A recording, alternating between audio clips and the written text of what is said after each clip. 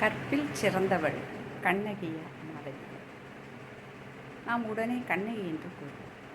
ஆம், கண்ணகியும் கற்பில் சிறந்தவள் தான். ஆனால் அவளை விட ஒருபடி மேல் மாதவி சிறந்தவள் என்று கூறலாம். கண்ணகி நல்ல குடும்பத்தில் பிறந்தவள். ஆதலால் கற்போடு வாழுவது அவளுக்கு பெரும் பிரச்சனை இல்லை. ஆனால் மாதவி அப்படி அல்ல. தாசி குலத்தில் பிறந்தவள். பணத்திற்காக ஒவ்வொரு ஆண்மகனிடம் செல்ல தாயே வற்புறுத்துவாள். அப்படிப்பட்ட நிலையில் கோவலனை திருமணம் செய்து கொள்கின்றாள். அவனோடு வாழுகின்றாள்.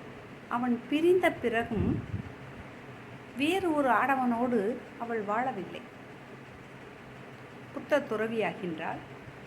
தாசி குலம் இழிவான அந்த நிலை அதோடு ஒழிய வேண்டும் என தன்னுடைய ஒரே மகளாகிய மணிமேகலையை துறவு பூணச் செய்கின்றார்.